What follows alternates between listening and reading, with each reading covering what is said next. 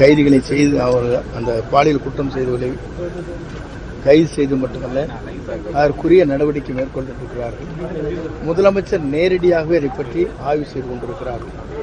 இதுவரையில் எந்த முதலமைச்சரும் இதை பற்றி இதுபோன்ற வேகமாக செயல்பாடுகளை செய்ததில்லை. அவருடைய சிந்தனைகளை இதுபோன்ற நிகழ்வு நடத்தக்கூடாது என்பதற்காகத்தான் தனிப்படையை அமைத்திருக்கிறார். அதற்கான ஒரு காவல்துறையுடைய ஐஜி ஒருவர் நியமிக்கப்பட்டிருக்கிறார் என்று சொன்னால் தமிழக வரலாற்றில் இதுவரையும் இல்லை. பொறுப்பேற்கும் பொழுதே வெள்ளை அறிக்கை வெளியிடப்படும் ஒரு வார்த்தை ஒன்றுமே தான் கொடுக்க முடியும். நீங்க எவ்வளோ 10 days 5 daysல எப்படி வெள்ளை அறிக்கை கொடுக்க முடியும்? ஃபைனான்ஸ் பொசிஷனை பார்த்து டீட்டெயிலாக வாங்கி அதுக்கப்புறம் தானே கொடுக்க முடியும். வெள்ளை அறிக்கைங்கிறது வந்து என்ன இந்த பெரும் பேப்பரில் எழுதி கொடுக்குறது வீலாட்ட வெள்ளை அறிக்கைங்க கொடுப்போம்னு சொல்லிட்டு வெள்ளை பேப்பர் இடத்துல காட்ட முடியாது.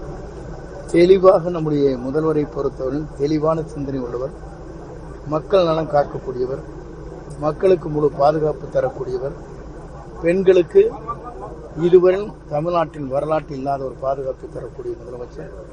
இதுபோன்ற சிறுமிகளுக்கு ஏற்படுவது இடர்பாடுகள் இனி எந்த காலத்திலும் ஏற்படக்கூடாது என்ற சிந்தனை உள்ள முதலமைச்சர்.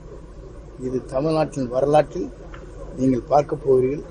இந்த ஆட்சி எவ்வளவு சிறந்த ஆட்சி, மக்கள் ஆட்சி என்பதை நீங்கள் காணப்போகிறீர்கள். முன்னாள் ஆட்சியோட அந்த ஊழல் நடவடிக்கை நம்ம எப்படி அதெல்லாம் கேட்டு உங்களுக்கு ஆதரவு தெரிவிச்சவங்களாம் ரொம்ப நாள் விமர்சிக்கிறாங்களா, அதெல்லாம் எப்படி பாக்குறீங்க? யார் ஆதரவு? உங்களுக்கு விசிகா கம்யூனிஸ்ட் அவங்களாம் ஆதரவு தெரிவிச்சிருக்காங்க.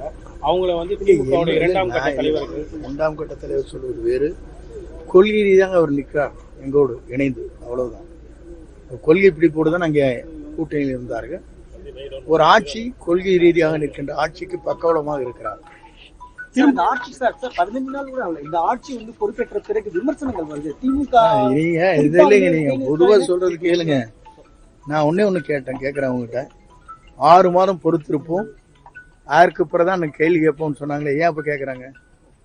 சொன்னது அப்படிதான் சொன்னாங்க. நீங்க எல்லாம் மீடியா தான் போட்டீங்க.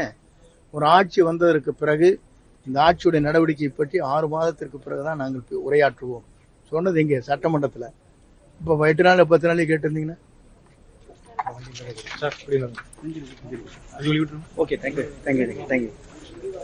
மக்கள் வியக்கத்தக்க அளவுக்கு இருக்கிறது. ஆகவே அங்கே இருப்பதை காட்டிலும் நல்ல பணியாற்றுவதற்கு சரியான இடமாக அவர் தேர்வு செய்து இங்கே வந்திருக்கிறார். இல்ல, குதிரை பேரத்தை விட அவர் செய்திருப்பது என்ன பேரம்? இருவரும் இணைந்து ஒரு ஆட்சியை நடத்தலாம் என்று சிந்திப்பதே தவறா இல்லாத அந்த செய்தி உங்களிடத்திலே வந்ததா இல்லையா? முதலமைச்சர் யார், துணை முதலமைச்சர் என்று முடிவு செய்யப்பட்டது உங்களுக்கு புரியுமா இல்லையா? இத்தனையும் செய்துவிட்டு எங்களை பற்றி பேசுவதற்கு இது சரியான நேரம் அல்ல, காலம் சரியான அதற்கான பதிலை தரும். சிவி சண்முகம் தரப்பினர் உங்களுக்கு ஆதரவு கொடுத்திருந்தாங்க. ஆனா அதுல இருந்து 3 எம்எல்ஏக்கள் ராஜினாமா செய்து உங்க கட்சியிலே இப்ப இணைஞ்சிட்டாங்க. மத்தவங்களுக்கு ஒரு வாய்ப்பு இருக்கா, இல்ல அவங்க கிட்ட வேற முரண் ஏற்பட்டிருக்காங்க? யாருக்குமே முரண்பாடு இல்லை.